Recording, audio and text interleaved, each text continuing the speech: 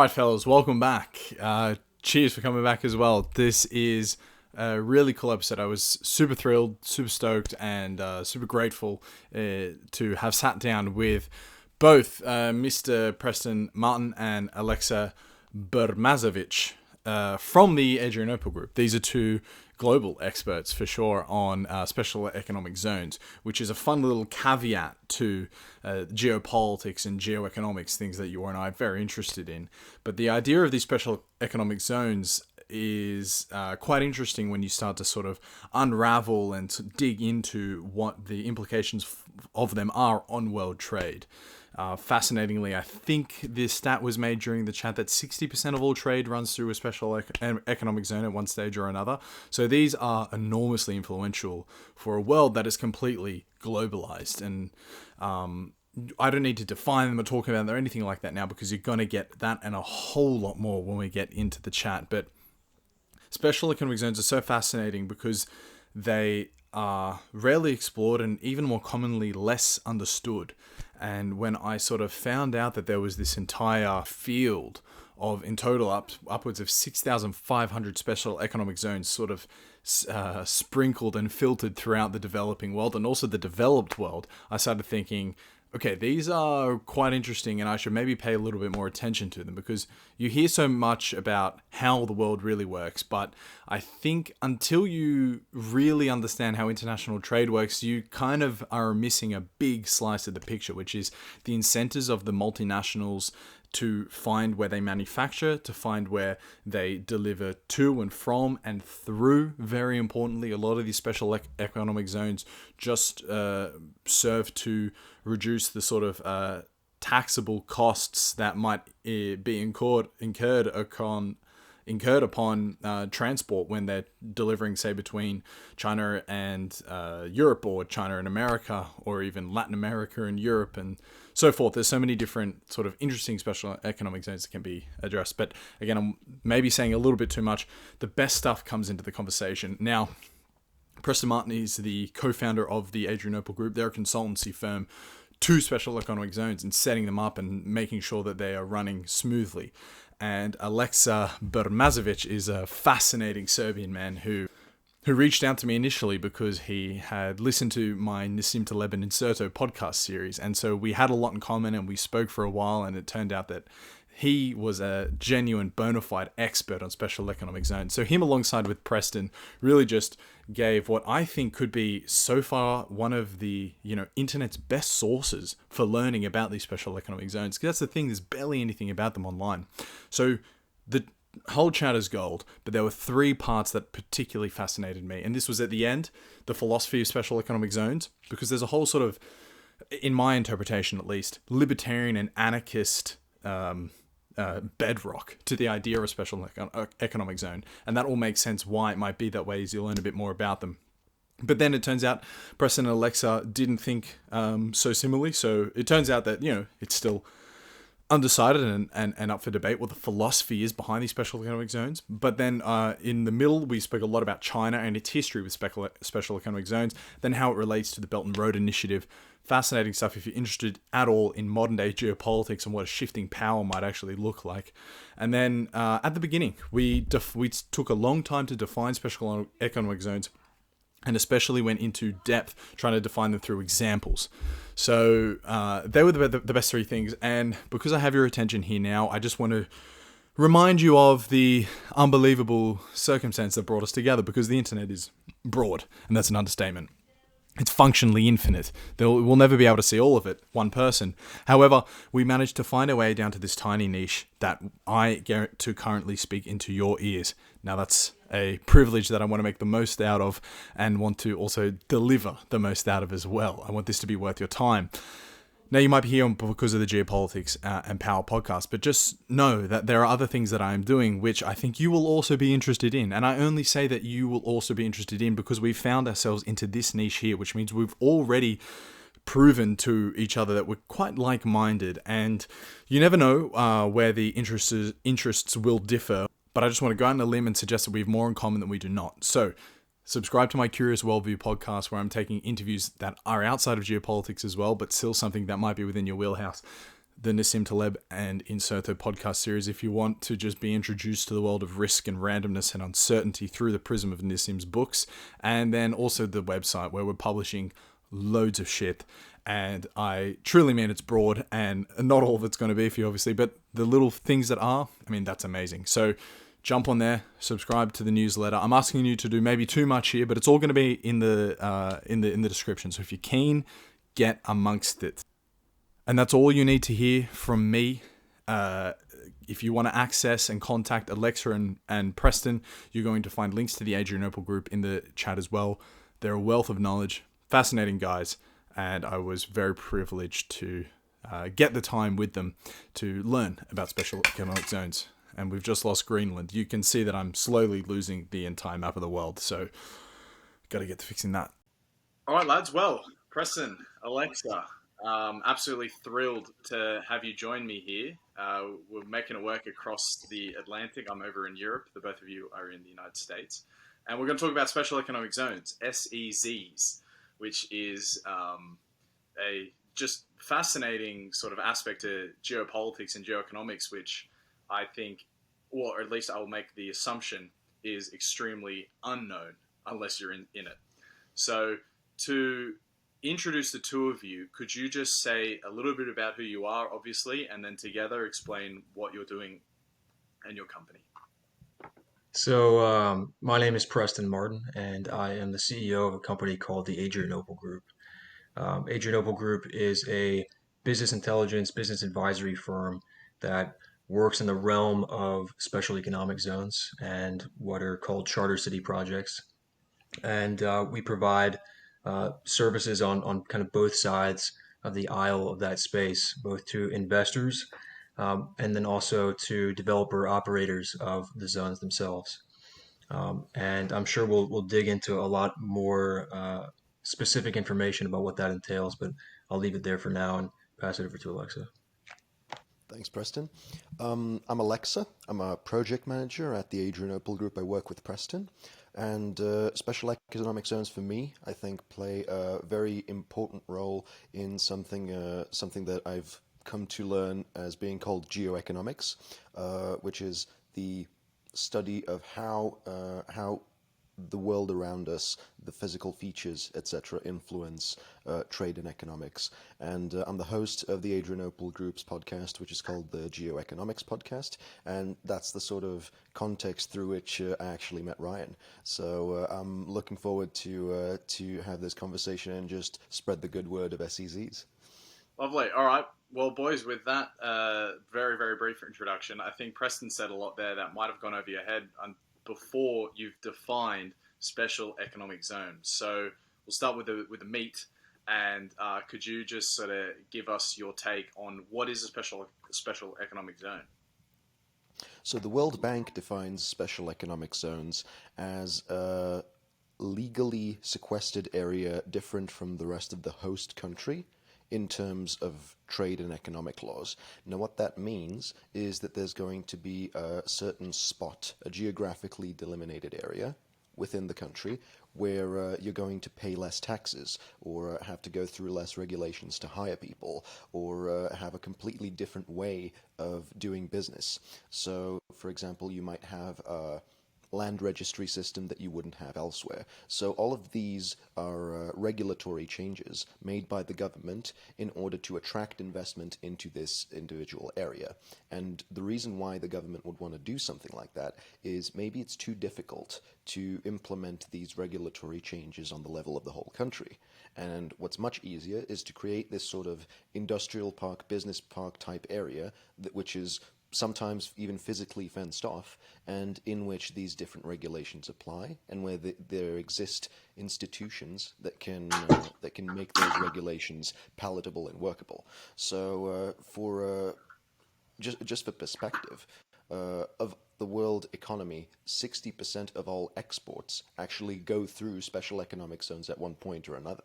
So that's so great. Most of the consumer electronics or oil or food or much of what we use in our daily lives actually interact with special economic zones, for which reason I think that understanding them is instrumental to having a good grounding in the world global supply chain system and economics in general. Yeah, 100%.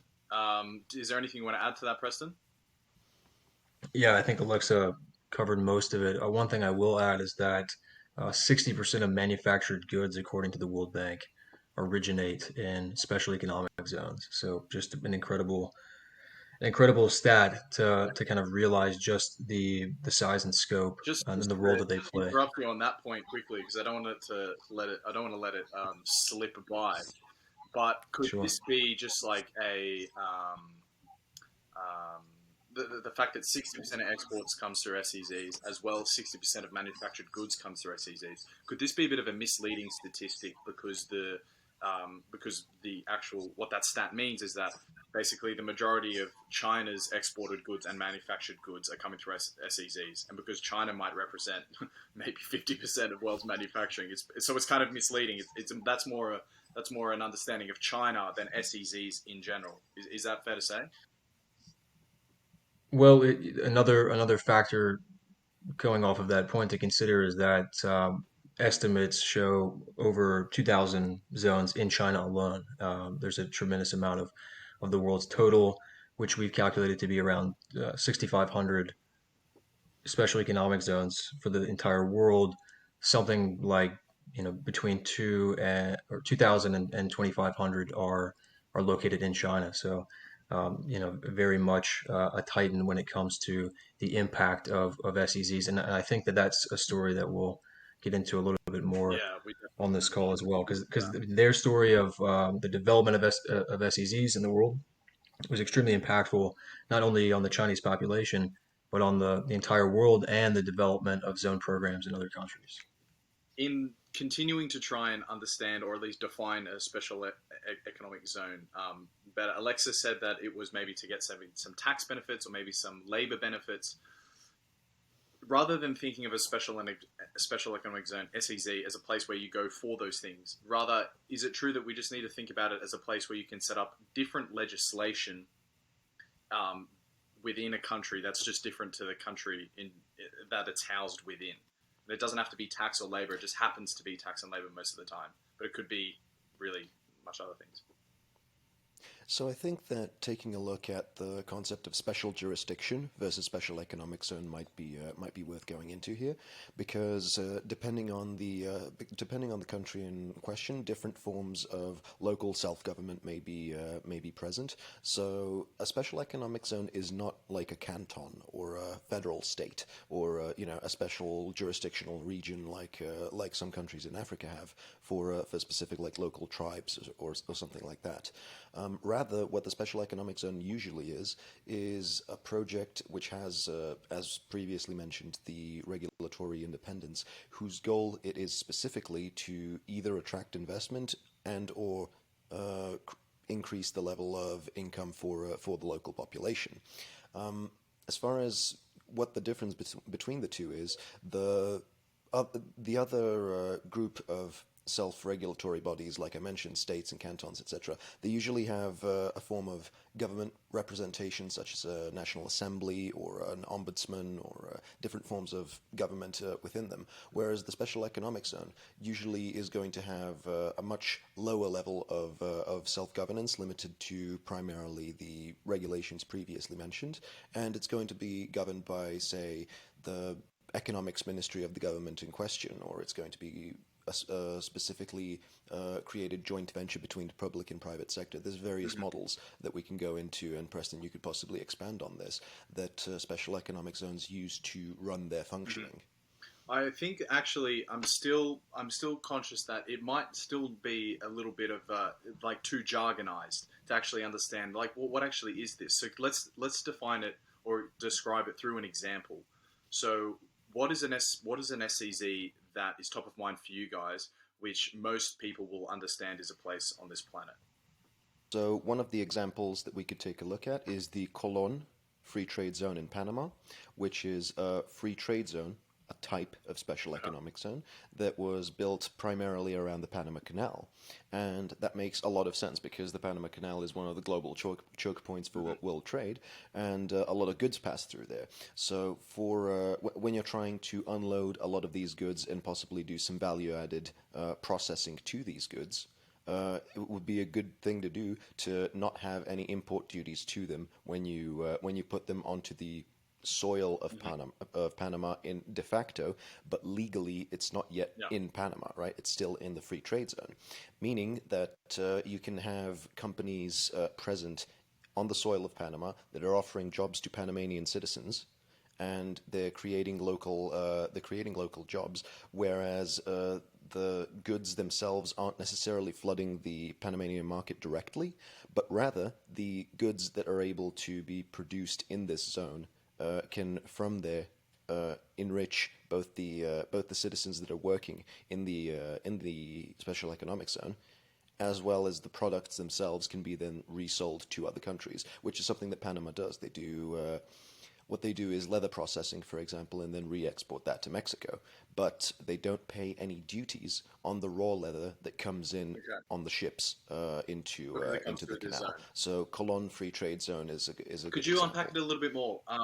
So, for example, this Panama Canal is obviously a choke point for trade. So people more or less have to go through there if they want to just maintain their transportation costs. So you're saying that this is a free trade zone within the Panama Canal, which is that just this free trade zone taking advantage of the fact that a lot of goods are coming through there?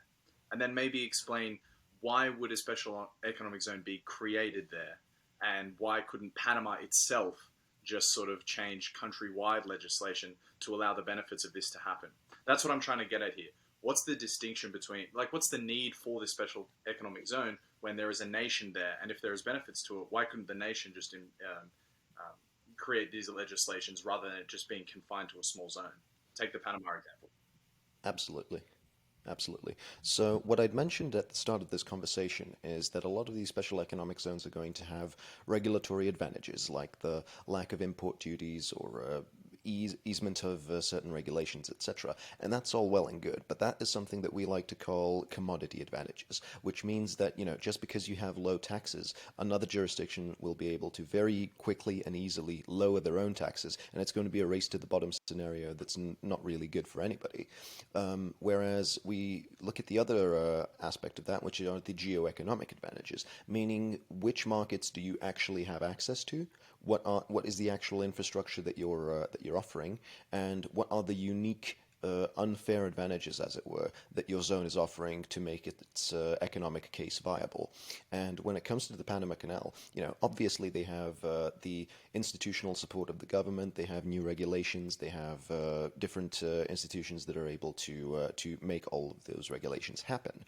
But the key value that comes from the from the Colon Free Trade Zone is the fact that it's located on one of the global trade choke points, and that it has access to actually significantly large consumer markets like the U.S. and Mexico. Whereas other zones, I could name a couple of names, but they essentially get plopped down in the middle of nowhere. Sometimes they have a seaport or rail access or something like that, and all that they offer really is the lack of taxing and import duties, and you're just in the middle of nowhere. You're hardly connected to anything. You don't have access to markets, and it's not a good business proposition to an investor. This government is going to come to multinational corporations and tell them, "Hey, look, we have this special economic zone, and we'd like you to invest in our country." And the board or decision maker in the company is going to take a look at what the country is offering, and they're going to be like, "Well, it looks like a lot of work to get there, and it looks like a lot of work to move anything out of there. So it doesn't make sense for us to go there." And that's what zones need to avoid. Similarly, when you look at the Soviet Union, for example, in the 1950s, they were very active in extracting oil from Azerbaijan, and that's pretty much where the oil was most easily available. So what they would do is they would extract the oil from Azerbaijan, and then they would pipeline it all the way north to Moscow and St. Petersburg, which are the major population centers and production centers. And the reason why it makes sense to refine the oil at the doorstep of these population centers, as opposed to where it's extracted, is where the actual consumption is. And that's one of the main, I'd say, philosophical tenets that positioning in SEZ needs to account for. So that's a bit of a long roundabout way to answer the question of the difference Yeah. between regulatory or commodity and geoeconomic advantage. We'll get Preston in a second, but I do want to just pull on a thread that you put there, Alexa, before we move on. It sounds like in your description there, saying how it's kind of worthless having a special economic zone in the middle of the desert. It sounds like most of them are sort of on trade routes, right? And then this is maybe me just foreshadowing for something that we'll bring up later because I don't want to break it off on a tangent too soon. But it sounds like if most of the special SEZs, I got to just trigger myself to say SEZ, are along trade routes. It sounds like what these SEZs are is just a bunch of ways for multinationals who are shipping their goods and manufacturing their goods to avoid paying taxes in a lot of different places. And so it makes me think that perhaps they're using these SEZs because they can avoid paying taxes there. And then the benefit of that SEZ might not be equivalent to the tax they would have paid otherwise. But then the question becomes, well, maybe they'll just go elsewhere and not even go there at all. And there's a trade-off to everything, obviously. But I don't know. That's like hinting at something later on. But is that like a fair understanding of sort of maybe how the incentives are working for the SEZs? Yeah, I mean, obviously, there's a lot of multinationals who have entire departments, looking at different ways not to pay taxes wherever they Mm-hmm. go, and special economic zones in some countries serve that end. I don't want to, I don't want to necessarily defend any given special economic zone. I don't have the requisite knowledge for that. But in general, what SEZs do, they also allow for massive opportunity for local entrepreneurs. And if you just take a look at the list of tenants in most SEZs, yes, some of them are going to have, the Microsofts, the Apples, the Amazons, the whatevers, and that's all well and good. But the major opportunity that's actually offered by these special economic zones is that you get infrastructural and institutional support for founding your own business. And many of these SEZs come with national level entrepreneurship support programs where they can put you in contact with potential investors who are going to invest in your business, because most businesses when they want to increase penetration in foreign markets, they don't necessarily want to open up their own office. It's much easier to just invest in a foreign-owned business. It's less of a regulatory hassle. There's less management overhead. It's just much easier that way. And I would say that there, of course, there are multinationals that don't pay taxes by being present in special economic zones, and on the other end, there's also the counterweight of much more entrepreneurship becoming possible through these SEZs and the support that they give for people inside of particularly frontier markets who are willing to do business but don't necessarily have the resources for it. So are the SEZs exclusively positive? I wouldn't say so. Mm-hmm. But are they just this evil corporate machine to skim tax Yeah. revenue? I wouldn't say that either. But there's definitely a bit of both. Cool. That's precisely the sort of duality that I'm going to try and address later because I think from the outside there it's very easy to paint a picture of exploitation, but then once you look into it a little bit more, in my discussion with you about the SEZ that you've consulted for in Kigali in Rwanda, I believe it was, there's also huge upside to be had as well. It also, at the end of the day, is like an age-old story. It comes down to just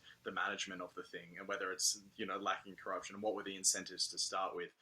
But we'll get to that as well. But Preston, do you want to please define a special economic zone through an example? Well, interestingly enough, Kigali was the example that I was going to give, so I'll just run with that one. Yeah. Clear Um, it up. so so Kigali Free Zone in Rwanda, Alexa and I have actually visited and toured the whole area. Met with the administrators of the RDB and prime economic zones. I think even going off of the question of taxes, Kigali takes a different approach and kind of offers another layer of kind of revealing on top of what we consider economic zones, because they're not necessarily focused on the tax incentives at all. In fact, the prime benefits that they bring to businesses looking to operate in Rwanda come with the regulatory concessions that they provide. For example, what regulatory concessions?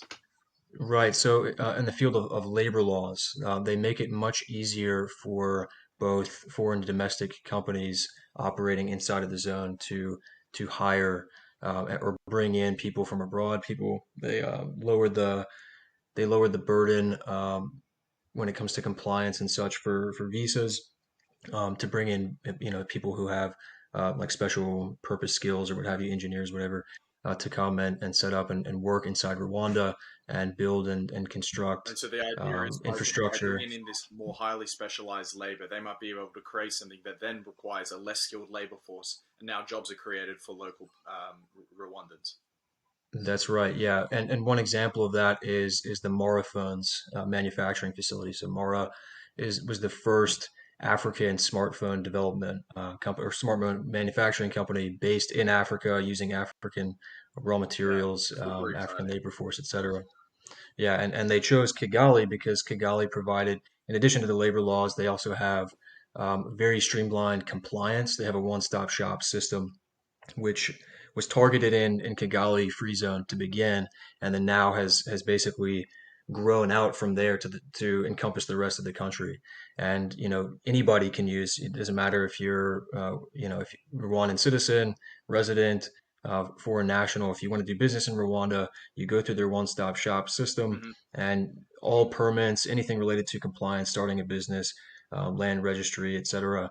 All of that runs through their one-stop shop system. So to summarize, they reduced the overall cost of doing business in Rwanda itself, not necessarily just with the tax incentives, but they provided all of these regulatory benefits, the agglomeration effects of clustering infrastructure near the airport in this case, Hmm. and provided access to the market of Kigali, connected via road because obviously Rwanda is a landlocked country. Yeah. So they Oh, did have to provide this. This is sort of like the other side of the spectrum from Panama and the uh, Cologne Free Trade Zone because they're at this geostrategic choke point, whereas Rwanda is trying to doing the best bring they all can. of these added incentives to bring business and open up Rwanda to adjacent markets in East Yeah. Africa. Yeah. So. All right, very very cool.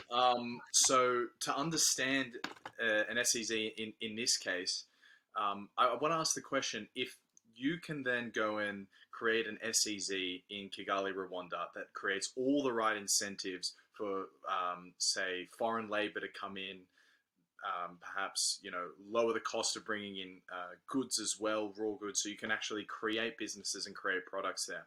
If you can create a special economic zone that does all these incentives the right way, the question becomes, well, why didn't Rwanda just make this a statewide policy? It seems like good business, right? And so, could you explain perhaps what the advantage is of doing it as an SEZ rather than nationwide policy? So one of the issues that always comes back around with economic zones and projects such as this is that you have all of these policies and they're not necessarily universally accepted or understood or supported. So it's much easier to test out what could be in a lot of these countries extremely radical policies. I mean, these are things that have not necessarily ever been a part of the policy framework. And even in countries like in the United States and Europe, these policies wouldn't necessarily be accepted or supported. I have to You get a interrupt lot you of there. Can you give pushback. some examples of some radical policies? Well, so the concept can be extremely politicized, right? A piece of territory that is legally and separate from the rest of the country, in some cases may have an outsourced legal Hmm. system. They make it easier for multinational corporations to come in, hire and fire. They have tax incentives, etc. It's very easy to Hmm. politicize and even demonize that concept if you have a demographic who is already very much against the idea of this sort of free market capitalist system, world system.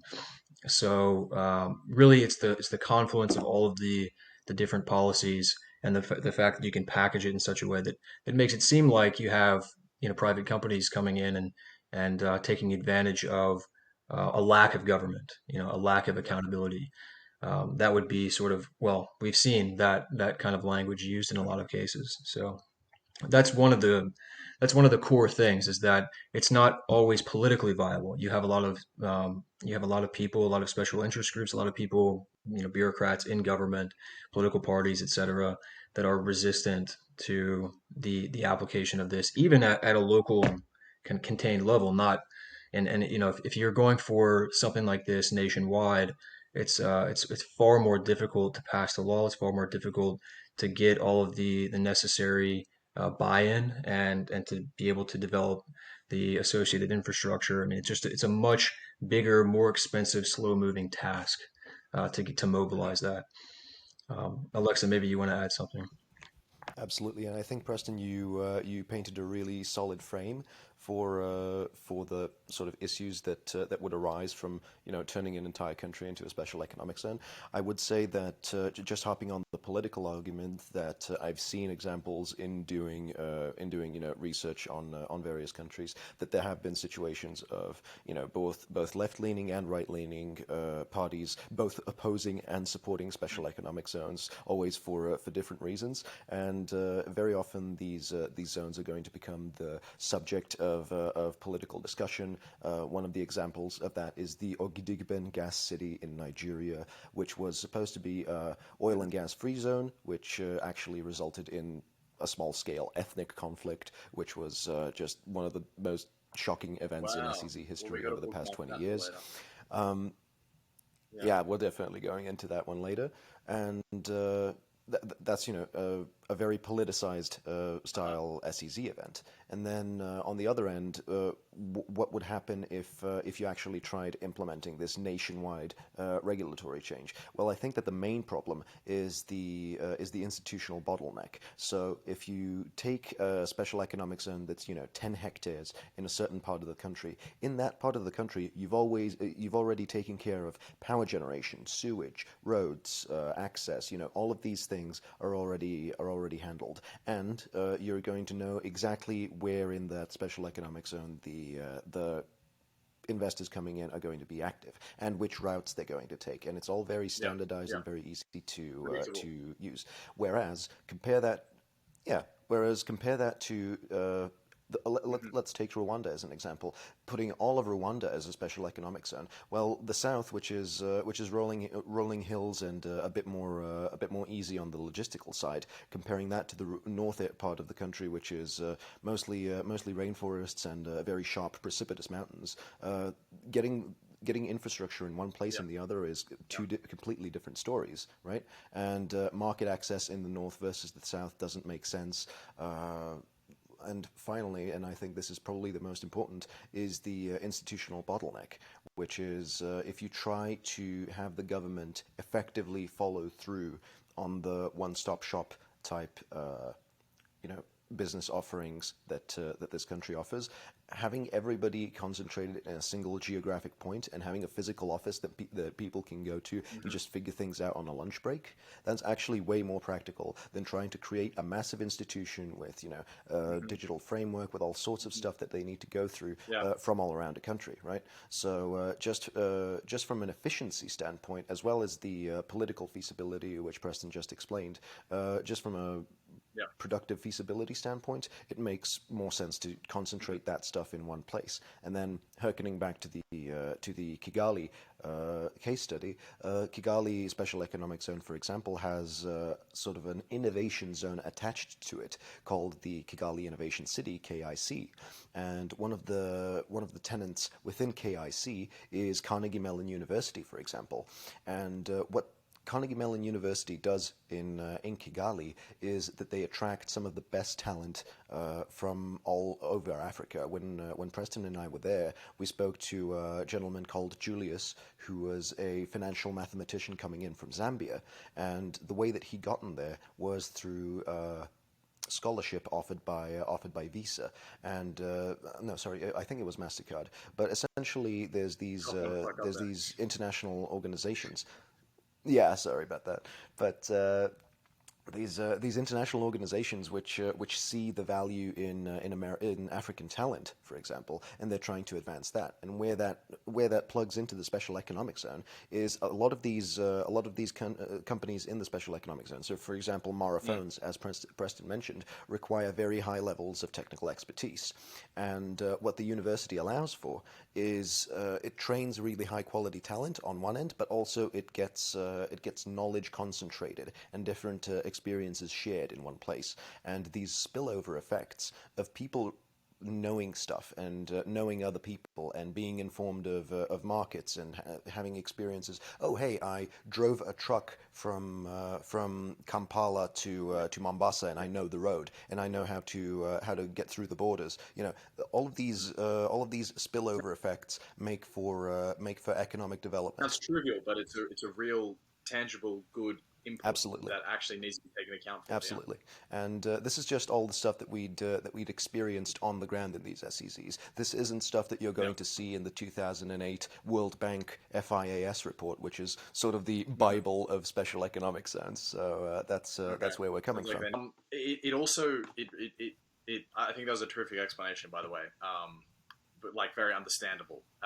And I think it harps back to something that we said previously as well between the two of us. But the idea that the complexity of systems, and the larger they get, just the less of a grip you have over them. So although theoretically it might make sense to make it Rwanda wide, you gave terrific examples just from just geography alone, reasons why it actually could not be that way. Like, you need to keep it in a small place where you understand all the variables and you can actually be in control of all the variables. And I think that's why, like, a true, and this is a political point and a philosophical point from my economic worldview, but you can't really have free markets in giant systems. Like, there needs to be a lot of social safety if you're going to have any sort of peace and order, But in a tiny, like a special economic zone, I mean, you can go full Austrian and have a completely free market where incentives drive everything. And there's no sort of like moral consideration. It's literally just everyone's acting out of their own interest here. And because it's controlled and because everyone can take account for one another because it's small, it actually can then work. So yeah, does that work as a summary as well of what you guys just said? I think so, definitely. Yeah, and another aspect of it to just take a quick look at is something that we'd seen during COVID is a term called state capacity libertarianism, which is essentially allowing for, as you mentioned, sort of this Austrian system to emerge while having the baseline of functional institutions that can step in when necessary. I don't think that SEZs are necessarily these pockets of anarchy, although some of them are very similar to that, which we'll get to later. But mostly what you said was right on the money. I think that's very much the goal that SEZs strive towards. I think there's also a good chance for the two of you to double down on explaining the Adrianople Group and actually what it is that you're doing, because Kigali is a client of yours, or at least a special economic zone that you've worked with. So could you explain your role and what you guys are actually doing? So that it gives some authority to, where you guys are coming from to speak about SEZs. Sure thing. So we operate on the consulting side of this ecosystem. So we work, if we take Kigali as an example, we work with the developer or operator of the economic zone to build a bridge between their package of incentives, the services that they offer to their clients, you could say, and really tap into the industry focus that they're looking at. In some cases, you have zones that are specifically focused on one industry or a cluster of different adjacent industries. In some cases, they're more general. But what we try to do is use our research acumen and our ability to market and promote opportunities and build a bridge between them and their clients. So developing a pipeline of outreach build a list of potential tenants, for example, that they could be targeting companies that already operate sort of in the geographic area. They're looking for the kinds of incentives, or they could be looking for the kinds of incentives that that zone offers. And we build an outreach campaign. So that's just one example of a kind of service that we would offer. But we also, on the other hand, work with investors that are interested in economic zones as investment opportunities. And as we sort of hinted at, there's a whole spectrum of economic zones, ranging from something that simply allows you to defer taxes, like a foreign trade zone, all the way to something on the other end, which is a massive city, multi-use. People live there, people lead their lives there. You wouldn't even know it's a special economic zone unless someone like us told you. So, like Shenzhen, for example. So there are a lot of investors who see that increasingly as an opportunity to invest in the cities of the future or offshoots of existing cities that will attract people because they have a better system of governance, better opportunities for their lives and their families and so on. And so they're looking for the developer operators that will be building these cities of tomorrow. And we assist them on the side of kind of deal flow and due diligence. So those are kind of the two main pillars of services that we offer, and we're happy to unpack even more if Yeah. you like. Well, out of my own interest, I could definitely ask a lot of that all day. But it sounds absolutely fascinating. I think I would be a I it sounds like the type of work that I would definitely sort of thrive in. But I'm thinking you sort of just inhale almost maybe geopolitics all day, and perhaps also have a really nice sensitive touch for what multinational businesses look like in certain countries, like what regions of the world manufacture what almost, and then what are the countries that are the good manufacturers and so forth. But very interesting. I'm curious though. Are you working because let's I am laboring this point, but I just want to make sure that anyone listening has absolutely no ambiguity over what a special economic zone is. So, for example, would Rwanda, the state of Rwanda, say they would be approached by whether it was you guys or whether it was a multinational and say, here is us, we want to manufacture this, but we want X and X rules. Let's create a special economic zone here. Like, it always has to work in tandem with the state, right? And so you guys will also be in communication with the state. Yeah, so for example, if we're taking a look at Rwanda as an example, the organization specifically that you'd be speaking to is the Rwanda Development Board, or the RDB. And the RDB is currently in the process of developing around 7 industrial parks, as well as 2 special economic zones, the Kigali zone, which we'd mentioned, and the Bugesera zone down in the south. And I hadn't really gone into detail with regard to the industrial parks, but what it appeared like, because of the presence of there was a very large presence of Chinese businessmen at the Rwanda Development Board building, for example. It sounds likely to me that a lot of these businesses are going to come to the Rwanda Development Board as an example, or to governments in general, and they're going to negotiate, hey guys, look, we're really happy to go here and get access to this in this market, but it doesn't make sense for us right now to do it. Can we negotiate down to something else? And it's going to be a process of figuring out what it would take for this investment to make sense, because a lot of these companies are going to be publicly traded. They're going to have fiduciary responsibility. There's just all sorts of things that you need to take into account when you're making these investments, and they're going to act as something called the anchor tenant in a lot of these zones, meaning that let's say that you have bauxite refining smelter in a zone, right? So you would be, for example, an Australian company. No offense to you, Ryan, you're Australian, but you'd for example have an Australian company that moves into an African country and says, "Hey guys, look, you have this vein of bauxite that we'd really like to mine. We'd like to refine it into aluminium and start marketing it to the local markets. We'd be employing local people, etc. But if we're paying 35% corporate tax, it just won't make sense for us. So what can you do for us? And the negotiation moves from there. And now where the anchor tenant thing comes in is that you get an aluminium smelter in the special economic zone as the first tenant, as the anchor tenant. Investment comes in from overseas. They create a building where this stuff happens. They start employing local people. And what happens then is Coca-Cola says, "Oh, hey, they got pretty cheap aluminium over there, and it's really expensive for us to import our cans via rail from a container ship that arrives at Mombasa, and we're trying to sell them in N'Djamena, right?" And they're going to say, "Oh well, let's manufacture the cans locally." So they come in and they start using the locally sourced aluminium for making their cans. And now that the beverage industry is getting developed, now Kentucky Fried Chicken says, "Oh well, look at that! They have locally sourced beverages, and it's just a chain thing that keeps on going, right?" So what I'm trying to understand is how is it that you can create an anchor tenant that pulls the biggest industrial chain along with it and creates the most local development for people in any given country, because there's little that I'd like more than for everybody in the world to be rich. I mean, That is possible.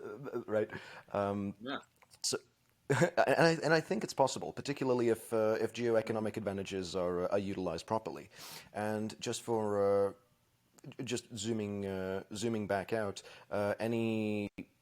any conversation that companies have with governments that are trying to invest in said country, they're going to be looking at their bottom line primarily, but the government is going to be looking at, can we turn this into more investment and more wealth for our people? So that's sort of the angle that we're looking at it from.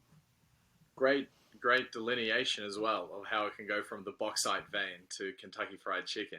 It seems like none of this is possible without globalization. Like having truly integrated global markets is absolutely core to an SEZ functioning or even needing to be there in the first place. And so perhaps that's also something we can bookmark for later, because it feels like COVID sort of triggered a trend of more domestic manufacturing. And obviously that's not going to be the case for everything, but at least maybe it's something you felt.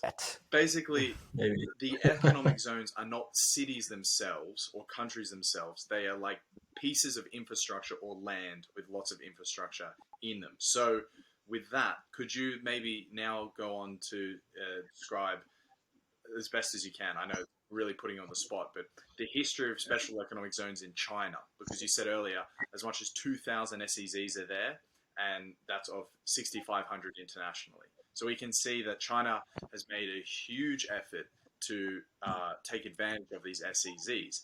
And as we've just given a lot of pretext for, if an SEZ is encouraging multinational investment and manufacturing, it seems like it's worked for China, right? So maybe you guys can riff on China and SEZs for a while. I will quickly plug our YouTube channel.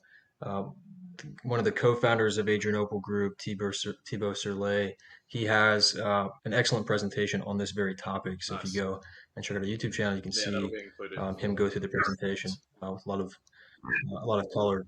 But just to summarize the story, China was in a very tight spot back when they considered special economic zones as an opportunity, and it came by virtue of their system as an organic outgrowth of them struggling with state-owned control of the entire economy. You had severe famine.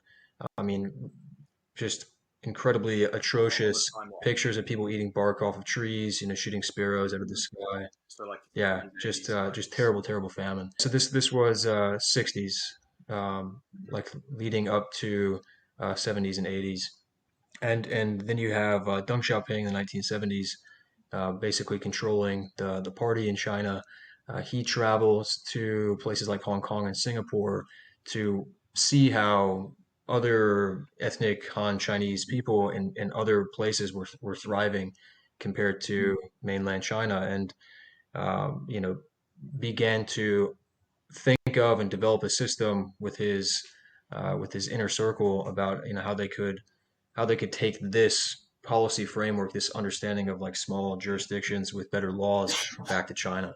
So they ended up developing 4 special economic zones along the coast, the most famous of which is Shenzhen. and right, to the north of Hong Kong, and they offered very basic incentives. They allowed Chinese people to start their own businesses. They allowed foreign nationals to invest in China and start joint ventures with Chinese nationals.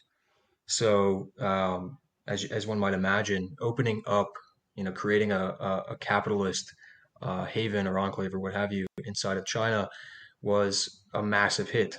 You have all of these multinational corporations, business people, large and small from around the world, flooding into China, investing in Chinese businesses, investing in infrastructure, really across the board. People from all over China flooded into these special economic zones. They began to multiply from the original four along the coast. And I mean, I don't remember the exact statistics off the top of my head. Alexa may remember, but something like, I don't know, it was over half of all FDI flowing into China was coming into Very Shenzhen alone. I successful, mean, as it's they just do. an incredible um, amount of development in these relatively small areas. And of course, Shenzhen at the time that this program began was a small fishing village, 40,000 people. Now it's a massive, metropolis of, I think, 20 million inhabitants and just Mhm. incredible infrastructure, urbanization. I mean, it's been, and all this happened since the early 80s. So the rate of development accelerated and accelerated, and I mean, it happened Yeah, in the grand scheme of great. things rather quickly. So China, they went from one extreme and then in these small areas to the other extreme, and the story for them was a very positive one. And as a result of that, China attempted to expand that project. So, sort of the 0 to 1 was the Deng Xiaoping era in the 80s and 90s, where they were able to transform China from this state owned economy into this partially open system that became that way through the special economic zones. And later, that system continued expanding throughout the country. So, you'd have various border trade zones with Russia, with even North Korea, which is a funny story we can get into. Some of them with Mongolia, Tajikistan, etc. So a lot of the bordering countries have benefited from these border trade zones as well. But a particularly interesting aspect of the policy led by Deng Xiaoping is something called the Moderately Prosperous Society. And what Deng Xiaoping was attempting to do was the opposite of what Mao was trying, because Mao had the great leap forward, cultural revolution, had these very sharp, acute projects that he was trying to implement, whereas Deng Xiaoping was more along the lines of, all right, let's try something that's going to slowly and incrementally improve the lives of all Chinese in such a way that failure is very unlikely, and success, although very likely, is in the 1% to 2% growth per rate, year over year range. So it's a very low risk strategy that Deng Xiaoping was pursuing, and what that led to is the expansion of the middle class in China, where now you have a lot of international businesses, particularly from the US, sort of coveting the Chinese consumer market, where Chinese manufacturing in the 90s and later other developments in the 2000s led to enlarging middle class that now has enough money to start really influencing global consumption patterns. So Google tried to penetrate China, I think in the early 2010s, and they'd not had too much Not the same. success. Facebook as well. So a lot of these companies were trying to penetrate China. Yeah, right. And now you have Beijing sort of cropping up as a venture capital center in China, where Baidu, Tencent, a lot of these companies got funded with money that originated in sort of the Beijing venture capital startup system. And the problem that China finds itself right now is called the middle income trap, where where they're moderately prosperous, and as such, they're being coveted as a consumer market by a lot of places. But if they don't jump out of the middle income place where they are now and into higher income, they will never be able to move anywhere other than where they are. That is why that is what the middle income trap is. So now what China is attempting to do is primarily through these places like the Pearl River Delta City, or as we know it as Shenzhen, with Shanghai, with Beijing, with a lot of these places that are Silicon Valley-esque. They're trying to create this next revolutionary leap forward, but that's not really what it is. It's still this slow and incremental climb.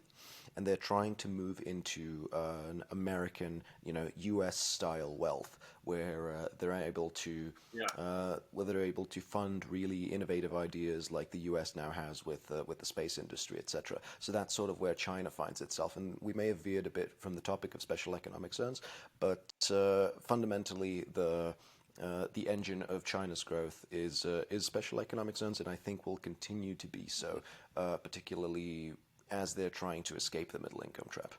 It's a worthwhile tangent to go down. I know it is not to do with SEZs, but it is fascinating.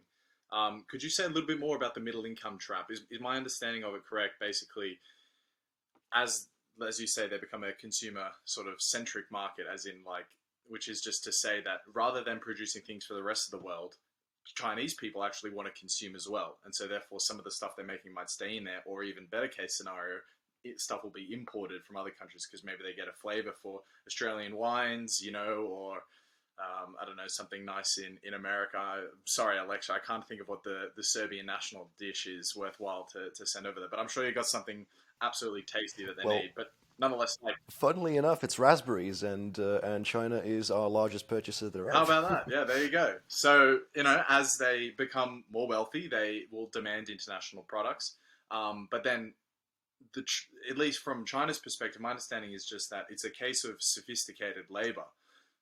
China can forever make the cheapest products in the world, but they'll never be able to make a lot of money from the cheapest products in the world. Whereas a place like Taiwan makes one of the most sophisticated products, the semiconductor chip, in the world, and therefore they can go into that really high level of income because their labor is a lot more coveted and therefore a lot more worthwhile. You get more dollars per hour that you put in. Is that the understanding? Is that what you were trying to explain with the middle income trap? It's very similar to that, but this is where the complication happens. Because so much of China is growing into the middle income space. Now Chinese labor is actually becoming more and more expensive, to such an extent that some of the more labor-focused industries, where the price of labor is the main key variable. Is the main variable. Yeah, many of these businesses are starting to move off to Vietnam, Southeast Asia, and particularly sub-Saharan Africa as well, where Ethiopia, for example, is now becoming a manufacturing center of China. Where back in the day it would have been made in PRC were the three most popular words in the world, and now in China the three most popular words are made in Ethiopia, which is just fascinating to think about. Yeah. Back to the economic zones, I wanted to ask, with China specifically, how much was politics a motivating factor in this? Because obviously the CCP is it's in the name, like it's a communist regime, it's communist politics, but SEZs are the ultimate manifestation of free market politics. So how much was politics involved, where like the CCP could just say, we're going to control all the free market forces for the benefit here without letting that affect and bleed into Chinese society or even the communist regime government? I know you might not know, but just like, what do you think? So the Mandate of Heaven, if you're taking a look at Chinese history, yes. So as many emperors in Chinese history were carried the title of Emperor of all under heaven, and all under heaven is the etymology of the word China, which we can get into as well. The mandate of heaven is essentially under which auspices is it allowed for a government to happen? Because, for example, under Taoism, there exists certain ideas such as he who governs least governs best, etc. So the cultural substrate on which China exists is fundamentally not too easy to build a totalitarian government on. For which reason, the idea of mandate of heaven appeared, and the mandate of heaven dictates that, and this is sort of a cultural. A cultural aspect of Chinese government, which is we will be a very harsh government, but we will do it in such a way that the Chinese people prosper and that we're not tyrannical. So we will be very strict. We will punish. We will build major projects. We will requisition the economic goods that we need to, but we will do it for a greater purpose of making moderately prosperous society. So that's sort of where the mandate of heaven comes in. Alternate way of looking at China, and I love it because it adds complexity to the very simplistic narrative of they're just another communist nation. Exactly. I mean, the communism present in China is entirely different from the Soviet Union or from African or Latin American satellite states. It's a completely different ballgame. Yeah, and I think one thing that'd be interesting to get into, Ron, maybe you already had this on the agenda, but the Belt and Road Initiative and looking at how China uses special economic zones to forward geopolitical goals and how it wraps up kind of in their whole geoeconomic framework. Looking at some of the things they did successfully with SEZs in China and transporting that via excess construction capacity and state-owned corporations, taking that to other countries and using that to expand the Chinese profile and influence in places like Central Asia, Africa, even Latin America. 100%. So let's get into that now, but with this sort of pretext. I just want to sort of double down the voice for the listener who might have fully followed along. But basically, a lot of China's unbelievable manufacturing growth was the consequence of very strategically and successfully run special economic zones, which created the right incentives for the multinationals to come to China.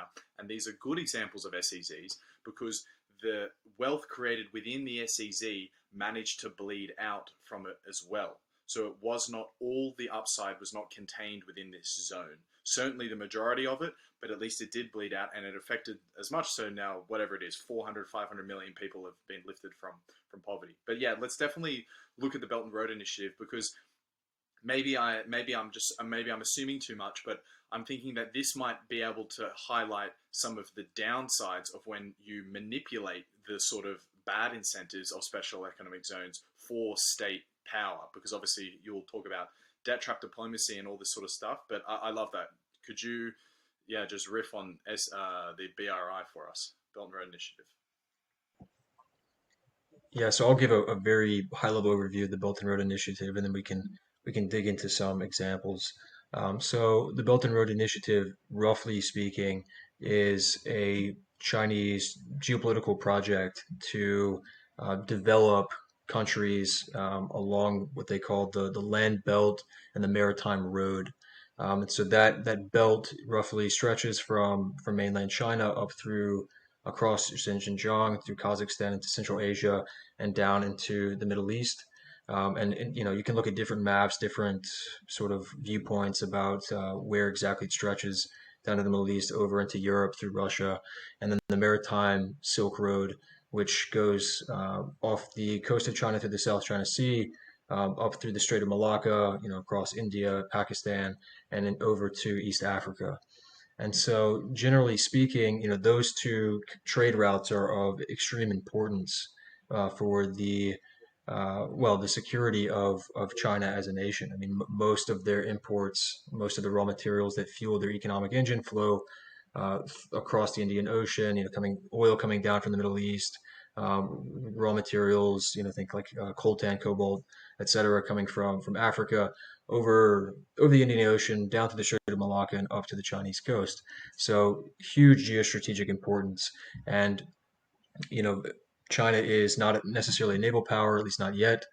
So it's very important for them to have influence at different nodes along that route and to have alternative routes into China. So one example of a special economic zone project that they've developed on the coast of Pakistan, it's called the Port of Gudar.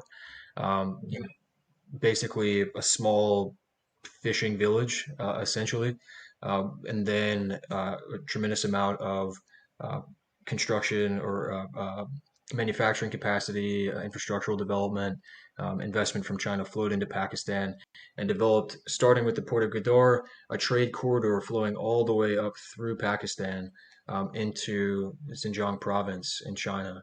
So, kind of an alternate route for goods, materials, oil, etc., that that could go through Pakistan instead of going down to the Strait of Malacca. Obviously, more costly, not as efficient, but building an alternative trade route that the Chinese could control and influence in a country that was starving for investment, for infrastructural development, And and should we also for just yeah, highlight go ahead. why China might want to be creating alternate trade routes?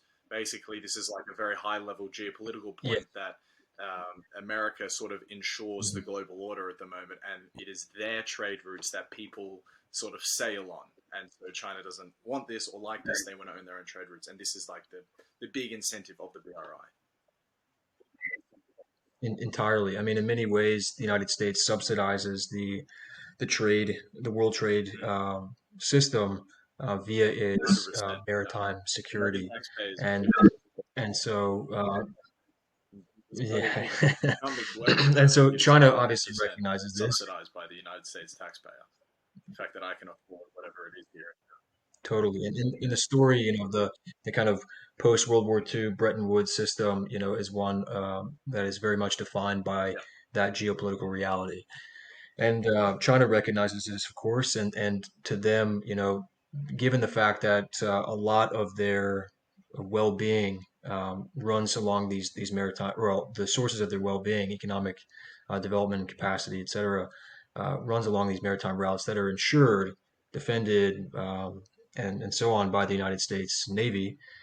They have an incentive to develop alternative trade routes that they have more control over. So, nodes along that maritime Silk Road, as I've mentioned, but also the development of trade corridors going over land along the traditional Silk Road route that we're all familiar with, flowing through mainland China, up across Central Asia, down to the Middle East, over to Europe, and you see this a lot of rail infrastructure, a lot of railway special economic zones. There's one excellent example in Kazakhstan. There's the port or the what do they call it, Alexa? It has an interesting name because the dry port of Of Korgas, I believe. course.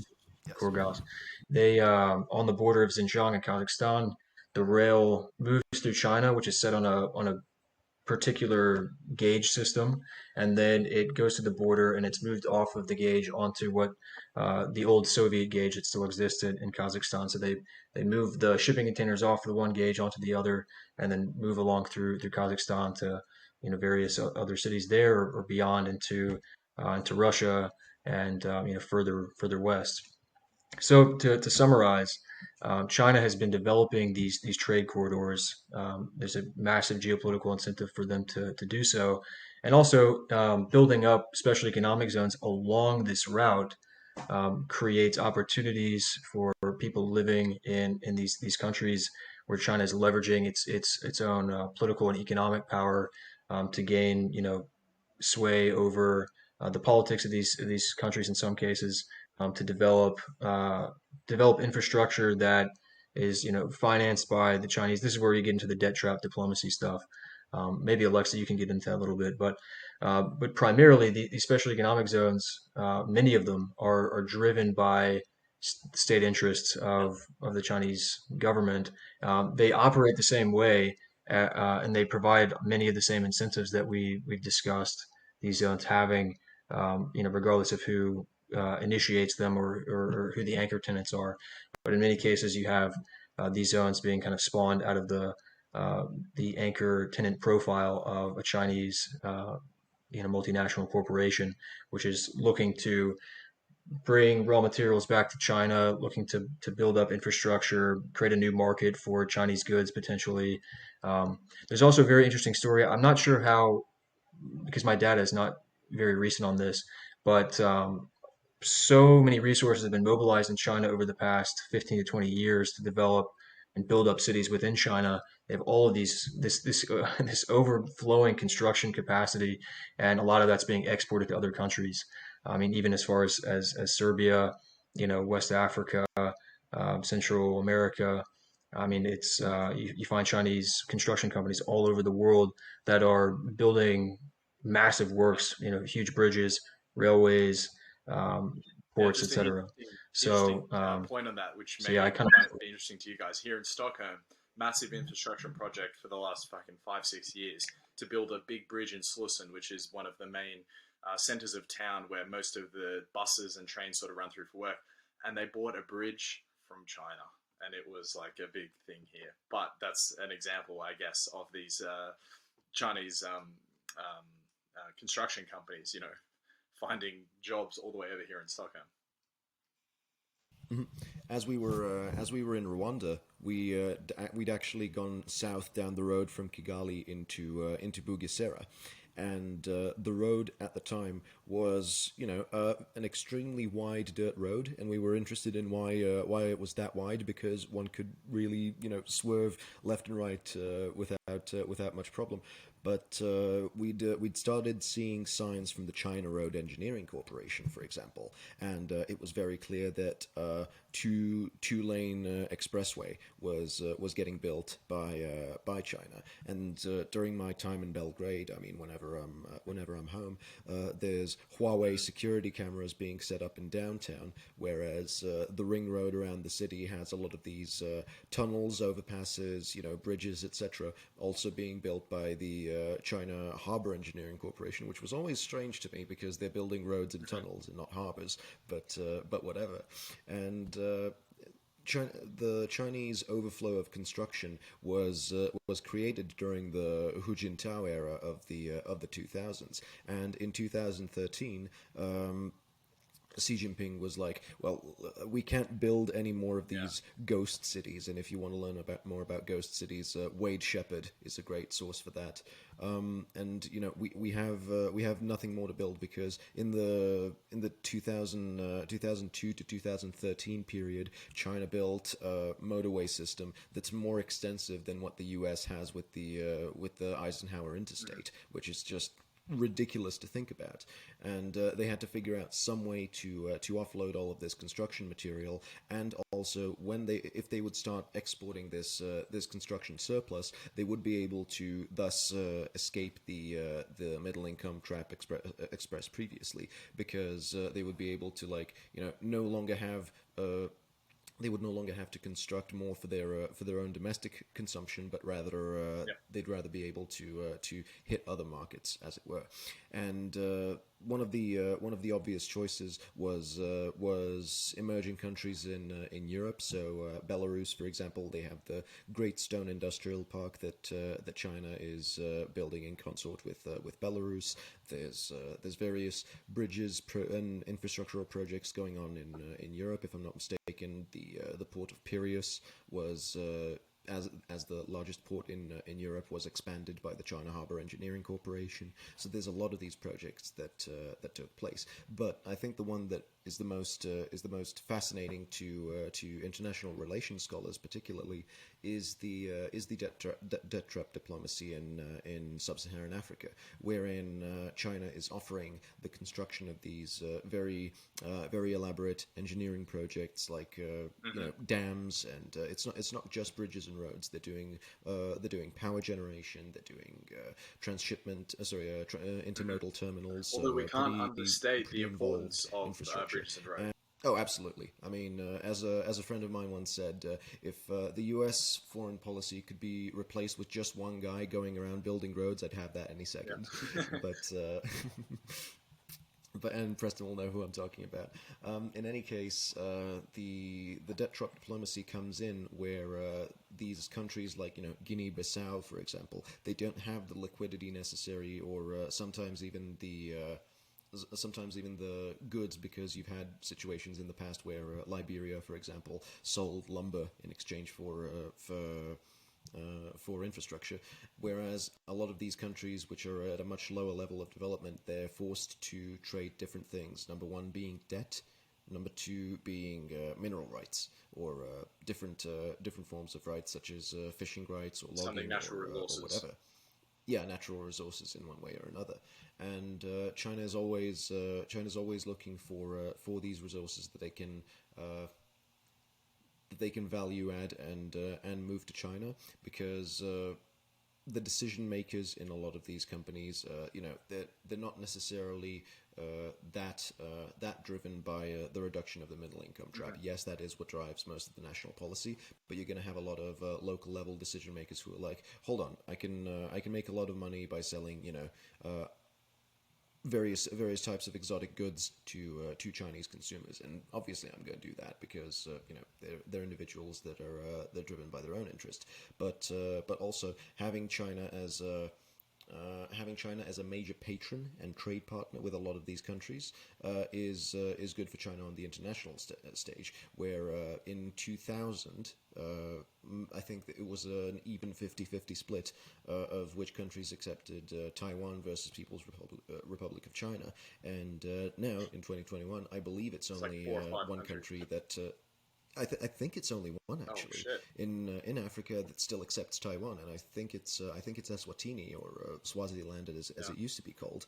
But that's it. That's the only one, and we can extrapolate from that what happened behind closed doors with a lot of these infrastructure deals, and it's just interesting to think about what are the various routes that China can undertake as far as operationalizing and making benefit from these investments. Well, to be honest, I mean, this is a very happy thread for me to pull on, but we have gone far away from special economic zones, which might be disappointing to the listener. But I think it is good that we stick to explaining what the role of SEZs is in all of this, because naturally, obviously, the geopolitics of China and the BRI is endlessly fascinating, and also what it means for the global order and us as individuals here in Europe and America, and even in Latin America or Australia or Asia. But nonetheless, let's bring it back to Aleksa, you just touched on the debt trap diplomacy, but maybe Preston, you could talk more about maybe what special economic zones with examples are doing on the BRI, and sort of like maybe what they mean, and tell me if that's not a specific enough of a question. No, that's great. So again, you have the using the narrative that Alexa came forward with, as far as Chinese corporations, Chinese government striking deals in the developing world, Central Asia and Africa. Let's use Africa as an example. Um, Kigali Free Zone. We kind of held on to that one for the majority of this, so I'll stick with it. Um, when we were there, and back in 2019, Alexa, I think maybe even mentioned this earlier in the podcast. There was a very apparent profile of Chinese business people in the Rwanda Development Board Mm-hmm. office in Kigali. People going and registering their businesses, turning in paperwork. People that were working in office with RDB officials, and planning, developing, uh, implementing policy. There's an extremely close relationship there. It's not one that you'll necessarily hear a lot about. It's not one that's necessarily even confirmed by the RDB or on their Chinese partners, but it's one that is very clear and apparent in the development of the incentive structure of a lot of these special economic zones in Africa. And it's one that again, it hits all the right notes in terms of regulatory concessions, tax breaks, et cetera, that you get from a special economic zone. But the development and the threads are connected back to the experience and the influence of Chinese business partners or So the we got to Chinese recognize government, maybe more and depending incentives on. here than just good business. Sure, sure. There's some, speculation as far as data protection that comes up in some cases, unconfirmed, but you have like Huawei developing data center infrastructure.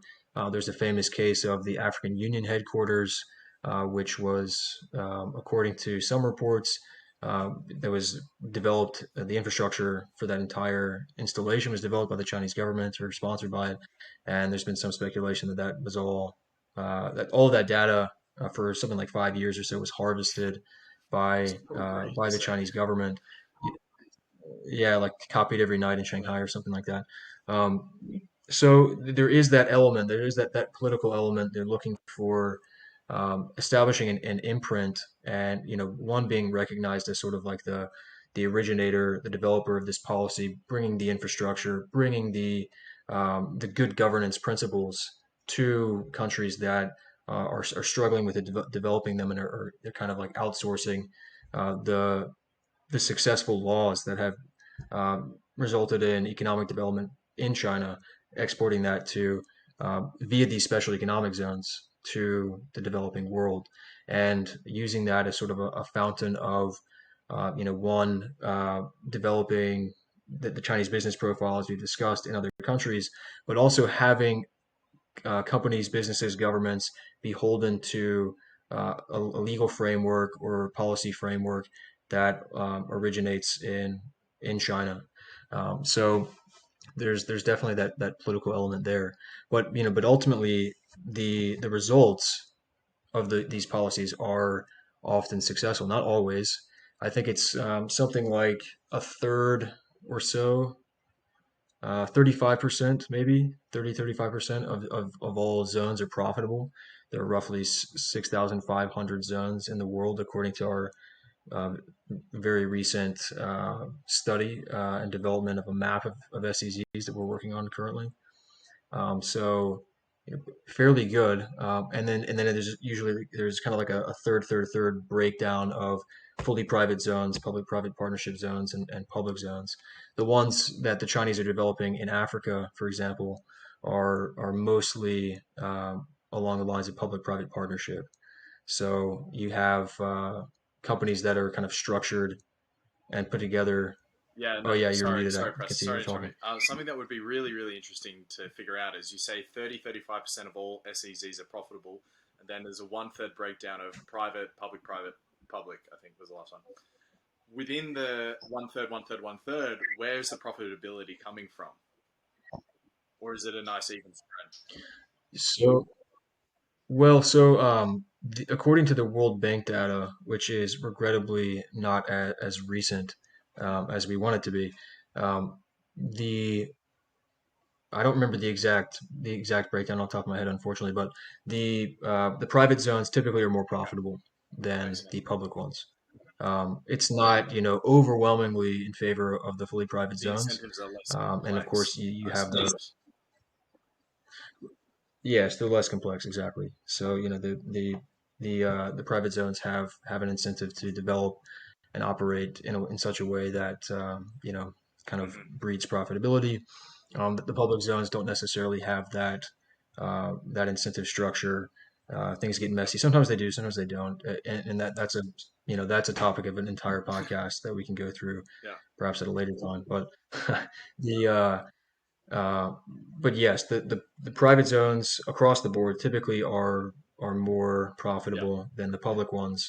But there are some really interesting examples of private zones being quite unprofitable, and there's some striking examples in India of private zones that are not profitable at all and have been utter failures. But you can find them everywhere in the world, of course. And then obviously the Chinese zones have been immensely profitable. And then they're basically public. Um, but again, complexities there too in terms of how you define it, and the role of like the entities that operate them. They kind of operate as if they were a private corporation, but are not technically. So, Well, look, um, I'm conscious but of the time. We're almost hitting an hour and a half, and we've done nothing on the philosophy of all of this, which is something that I know the two of you are very interested in. And we also definitely need to do the good and the bad, which we've done intermittently, but not given a full attention to. So, I think it might be worthwhile to get into that, right? So we don't, I suppose, bore the generous listener who's still with us an hour and a half in. So let's do some of the philosophy. Whichever one of you want to sort of take it off firsthand. But what I got from Aleksa, especially when I first spoke with him, and I would assume very similar with yourself, Preston. I mean, you even edited an entire Wikipedia page on this kind of one man who wanted to create his own nation. Like you both have a very intellectual interest behind this. This isn't just like a business for you guys or an interest. It is like there is a strong sense of relating to the philosophy of it. So, um, whichever one of you want to sort of kick it off, I think that'd be interesting to hear. Um, All right, so here's sort of the two by two matrix that we sort of divided this into. So exclusively private and exclusively public. Those are sort of the two orientations as far as ownership goes, and then good example and bad example. cool. So it's sort of a two by two matrix, right? So a good example of a privately held zone would be pretty much anything by the Colombian Grupo ZFB, which is this franchise model of free zones in Colombia, which are exquisitely profitable. They're a quiet success. They just successfully do stuff like agro-processing, electronics manufacturing, logistics. It's just a very solid business model that nobody in the space really talks about because there's nothing interesting about it. They just use Cool. all of the best practices in an efficient way. Then, as far as publicly held zones that are a good example of what public zones can do. The example that I would give is the Duqm Special Economic Zone in Oman, and particularly what the Oman Special Economic Zone is able to do is that they're able to leverage the government contact at proximity that they have to do some really cool and interesting stuff. Where the dry dock and port of Duqm, for example, is open to the Indian and U.S. Navy, meaning that they have an influx of sailors going in and doing various economic spending, which, harkening back to the anchor tenant, and anchor not being an unintended pun there, meaning that there's going to be an engine of consumption that can drive the rest of the special stuff that the Duqm zone does well is integrating itself well with the oil and gas industry of the Arabian Peninsula, being able to sort of bypass the Hormuz Strait and go directly to the markets of the UAE and internal Saudi Arabia without having to go through the political headache of going through the Hormuz Cool. Strait. Could you say the name of that one That's again? Duqm, Duqm. So Cool. that's All right, that sounds like a really and good that's one. an example of a really good publicly held zone.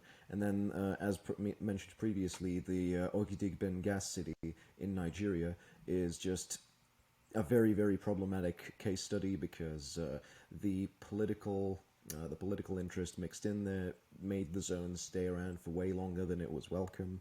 There were physical clashes and people actually injured and dead from the conflicts. So it was a really problematic situation that was not handled well at all, and the potential upside of the zone was not nearly high enough to justify something like that. So those are sort of the systemic disadvantages to publicly held zones, as exemplified in that one. And then the probably worst special economic zone in the world, and Preston will probably support me on this, is a privately held zone in the border areas of Vietnam, Laos, and Cambodia, called the Golden Triangle Special Economic Zone. And this zone is held by a hotel group called the King's Romans Group from Hong Kong. And what they did was they built casinos in this part of the country. And even though the zone is profitable, it is profitable by some of the by some of the least moral means in the world, where they're doing a lot of poaching and like poaching of wild animals and selling them as number one as like traditional medicine. Two, there's stories, although none of this is recorded, stories of like underground animal fights, and it's just like a really problematic zone. And the misuse of local workforce and the lack of workers' rights in that zone is also just terrible. All of it happens with. I imagine a lot of human exploitation as Oh well as yeah, animal I exploitation. mean just living being exploitation really. And Yeah. I would say that of all the zones that we've had the opportunity to study, Golden Triangle is probably the least positive example in the world, and anybody can go and research that. There's been an Interpol case on it for around 12 years now, and it's just a really problematic thing in the space. But with those examples out of the way, Preston, maybe there's a couple of more you can give, but then we can go into sort of the philosophical angle. Well, we have about 20 minutes left, so maybe we should jump over to that side of things to round things out here at the end of the podcast. Cool. Um, so yeah, just to summarize where I come from into the realm, the space of SEZs. So for me, I started in universities studying zones from different angles. Obviously there's the main economic benefit and policy framework you get with zones and the prosperity that they breed when done well. But I think that part of the reason why that's the case is because they provide better laws, a better system of governance, more responsive to the needs and desires of people at a smaller local level. You have, as Alexa mentioned earlier, you have all of these positive effects of things kind of being focused on um, the, the lived experience of people at a local level. So this kind of idea goes back far into history. You find many examples of small governance working very well and being very responsive and attentive to the lives of the people contained within that sphere or contained within that territory, a community that's thriving because the governance framework within which it exists is extremely tailored to the people that live there. So that's sort of my philosophical background, coming into just studying economic zones and studying um, adjacent examples like smaller countries, microstates. You get Yeah. examples such as Liechtenstein, which people love to bring up because it's another success story, almost like talking about the success of an economic zone. You have this very small country nestled between Switzerland and Austria, was relatively poor, agriculturally based. They changed their focus, their policy focus in the aftermath of World War II, and they made a better framework. They improved the laws. They cut unnecessary regulations. They lowered their taxes. They developed infrastructure, and Liechtenstein now is this kind of like an incredibly well well well accustomed, well functioning small community of people. Mm. People are commuting in from Austria, commuting in from Switzerland to work there for companies that are based in the various townships. You have Tesla's driving one way down the street, the other way is a tractor. This balance of like local agriculture with the banking industry and financial technology and so on. So a very beautiful place. And so looking at examples like that when I was studying um, uh, economic zones, microstates, etc., got me interested in how this story is so impactful on the history of the last 50 years of economic development and how it's not really well communicated or told. It's not one that we often hear about. So I wanted to initially tell that story and also to to cluster people who are working in this space, people who have experience with jurisdictions, countries such as Liechtenstein, who have experience with economic zones in East Africa, who live in and these massive metropolitan economic zones in China, bring them together and learn from their history, learn from their experience.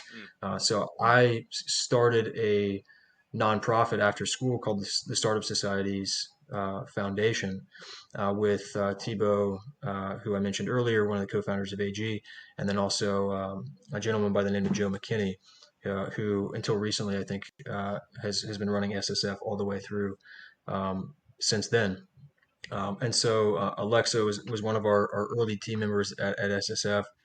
We met him at a conference, very much in line with all of this. So, we go way back because we kind of share this fascination with how you can apply this sort of philosophical understanding with policy and with business, and build a place where people thrive, where prosperity is generated from good governance framework.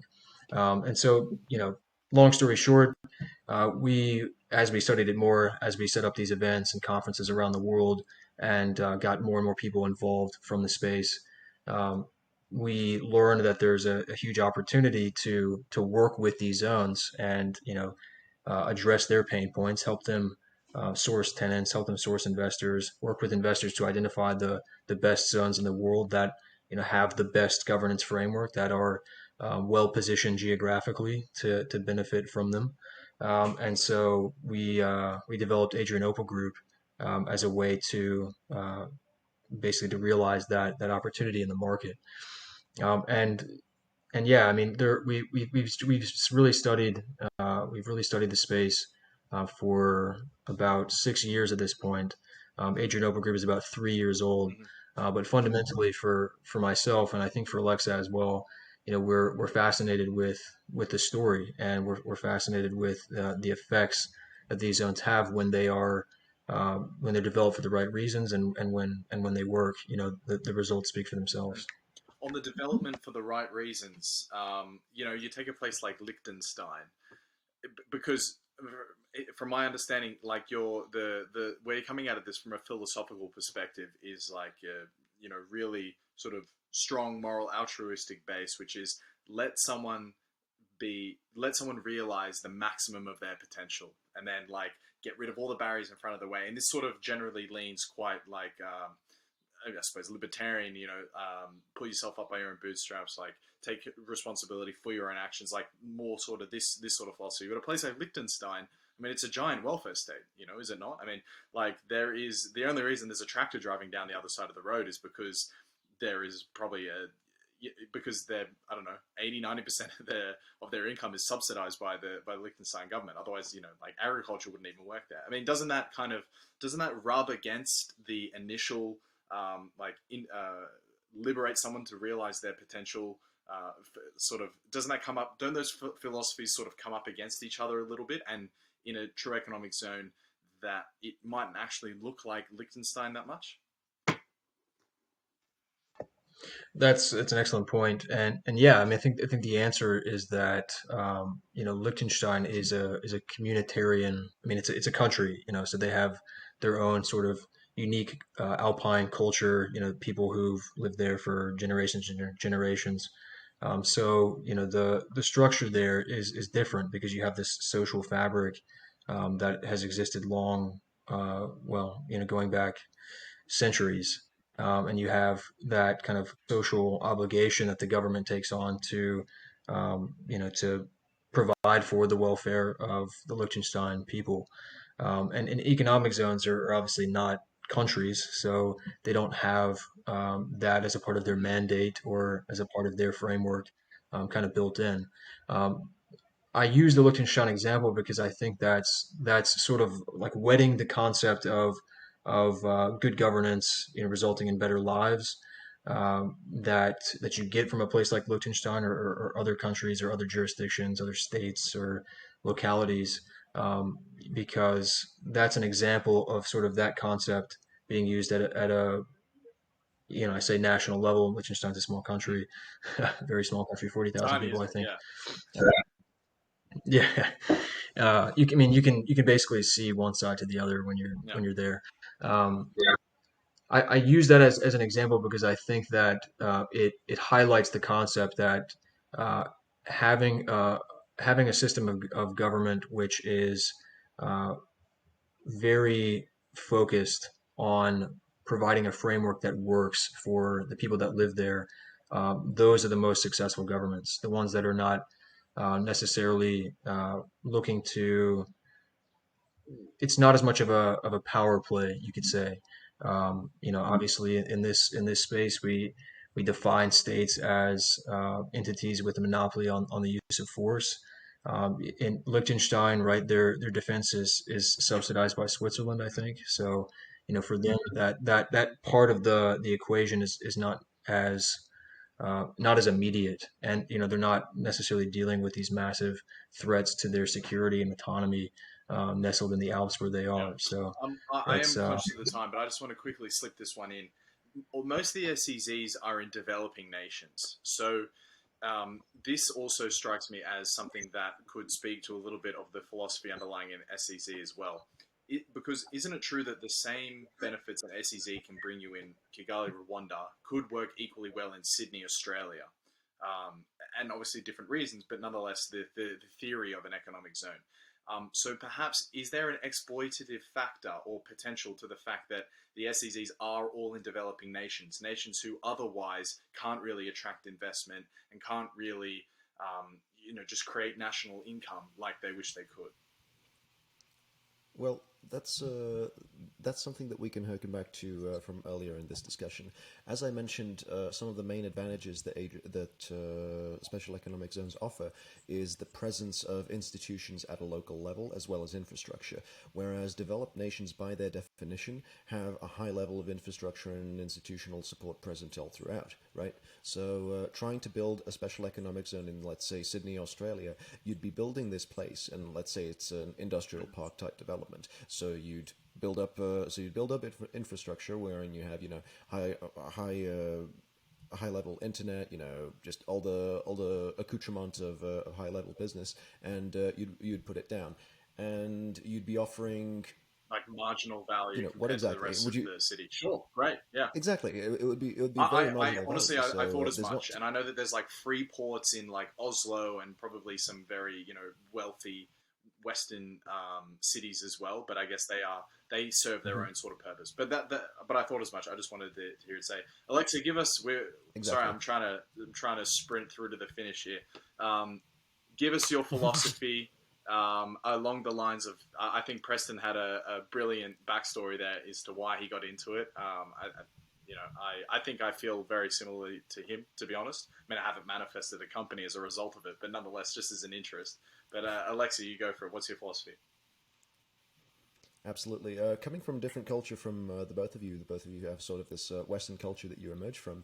I'm from Serbia myself, and I just have a different way of looking at things. For example, where I see the disbalance of lack of development in developing countries. The way that I see that is almost as a person who's not seeing well, and the way that you solve for that is by introducing a different distortion that, with these two wrongs you make a right. So the inequality that you'd see in Africa or Latin America or other developing places, the way that you correct for that is with these special economic zones, which are really strange things. You don't necessarily see stuff like that in nature.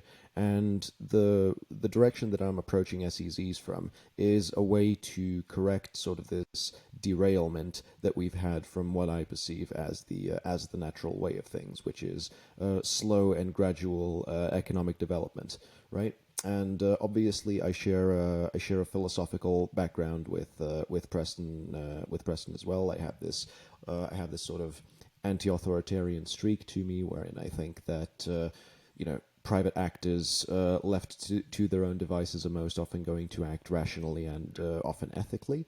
However, I'm not naive about these things. I understand that a certain level of institutional support, of of authority is necessary in business as well as government functioning. So that philosophically, what I'm trying to achieve is the closest thing possible to what I perceive as the state of nature, and that might sound a bit esoteric, a bit mystic, but I'd like to expand on that if possible. Yeah, please do. Please do. So so for me, the state of nature is something that's most in line with human instinct, and what I perceive that as being is that the human animal wants to linearly scale and improve. I don't think that exponential growth is necessarily the direction that is natural for us to go in. And even though we've seen rocketing growth in places like Silicon Valley or places like that, and it's a it's an exponential curve. I think that the actual story that we want to be looking at is the linear growth story of places like China or even Singapore. And although we think of Singapore as an extremely fast development story, the truth is that the rate of growth was always the same. So they were doing a similar level of activity every year. And just from a more conservative culture that I come from, that's sort of the state of nature that we seek to be in. And again, back to the double distortion argument. I think that special economic zones and these charter city style developments are a tool to get us to a state of more sustainable and more reasonable life, wherein we can do away with the, well, again, this is a word I like to use, derailment that we've sort of experienced in the And as a past century. Serb, and probably having heard stories from your parents and grandparents and what they had to go through, I'm assuming they're Serbian as well. Does it make you just think about sort of governmental systems very sort of cynically, almost to the point where you're like, I want to be looking after myself, and I want to know that everyone else around me has the same incentive as I do, and therefore that sort of bleeds into the sort of special economic zone, like hyper libertarian worldview. Well, I'm not necessarily sure that it's a hyper-libertarian worldview from the point of view of like individual rights of Okay. drug use or what have you, but I think that let me let me just think about it for a second. Every nation, every country, every government, the core value proposition of it is the mandate of heaven. It is the prosperity of its own people, and I think that special economic zones are a tool to that end. And if I'm in conversations with the special economic zone space in Serbia, and the way that these people do business is, hey, look, we want to make money, but essentially the way we make money is by enriching a bunch of other people. So let's get that going. And I personally, in my own business and personal life, the way that I do business is, hey, let me make a bunch of people rich, and then they'll be willing to do that for me. And if you're constantly looking out for number one, as it were, you shoot yourself in the foot inadvertently. I think that a selfish altruism, where you're benefiting everybody else with the goal of you finally being the person to benefit, I think that's the most sustainable way of Cool. having Very things interesting function. inflection at the end there. I always imagined it would have lent towards the hyper libertarian, where you're, for example, not going to enforce any sort of maybe drug restriction or behavior restriction. You sort of just will say, as long as you're not influencing me, as long as your actions do not hurt me, I'm not going to say anything over your actions. But it sounds like perhaps you do think a little bit differently about that, which is fascinating. But boys, we've gone an hour 45. I don't know about how you feel about it. I could definitely go longer, but nonetheless, I have to ask you one question, which I ask everyone that comes on the show, and I think this show is particularly suited for the two of you, and that is, which country are you most bullish? A very good question. Most bullish on. Um, I have to say, from my own experience, I'm very bullish on Brazil. I think Brazil has an incredible amount of stored energy and potential. Um, they are currently working on kind of iteration on top of their outdated Hmm. special economic zone framework. Jury's still out on whether or not that will be passed, and when and how that will come about. But just in general, Brazil is a massive country with a lot of productive capacity. It's I think working through some of its general political issues that that's definitely a concern, just overall. But I think long term, if we're talking 50, 100 years, I think Brazil has a lot of the building blocks necessary for a country to really um, Mm. just explode and grow and Um, make its imprint on the world. So I'm sure you're familiar with Peter Zeihan. His book last year, Disunited Nations, gave a very anti-bullish case. yeah, he's not bullish on Brazil at all. Yeah, I think if I'm not mistaken, he's thinking more Argentina than Brazil. He is, which is, I mean, not bizarre. Who am I to question what he says? But he did make a compelling case against Brazil, which I don't know. It's good to hear that there is at least someone still optimistic about this country, because I can say objectively, like, they have a fantastic culture, but also a lot of institutional constraints, which There's a doesn't lot of make, regulatory bloat, a lot of corruption. yeah, a Um, lot of geographical constraints too. But Alexa, country most bullish on. So Preston stole away my first choice, which is Brazil. Hmm. Second choice for me goes to Kazakhstan because Cool. the positioning of Kazakhstan I think is very interesting. It's in the middle of essentially China and Europe. So the westernmost point of the easternmost point of Kazakhstan is further away from Europe than many places in Mongolia, which is an interesting thing to think about. So the reason why I think Kazakhstan is a very bullish choice is number one, the Baikonur Cosmodrome. And that sounds like a very interesting choice, but the spillover effects of propulsion technology and the space industry that has taken place in Kazakhstan actually led to a very elite cadre of number one, space industry people, and number two, just a general interest in high level education. So now you have a bunch of special economic zones in Kazakhstan which are working towards stuff like advanced electronics, like quantum computing, like advanced propulsion. They've got crypto slash blockchain stuff going on as well. So Kazakhstan, although the common understanding is, oh, it's this, backward Central Asian country that nobody cares about, cannot be further from the truth. I think that in the future, Kazakhstan is going to be one of the main leaders in just high technology development and the space industry, which is something that we didn't touch on during this conversation, but I'd love to go into another time. I think that this conversation was extremely in depth, but there's just so much stuff to talk about, and Yeah. I'd love to continue the conversation some other time. Cheers, Alexa, and Preston as well. Thrilling, really. I am super stoked to have done this, and we can do it again as well, hopefully one day. Happy to, yeah, Ryan. Thanks for the time and the opportunity. I think we love to have conversations like this, and perhaps we can also have you on our podcast as well. That would be a kind of cool thing to learn a little bit about how you put all this together, and a little bit more about your perspective on the world as well.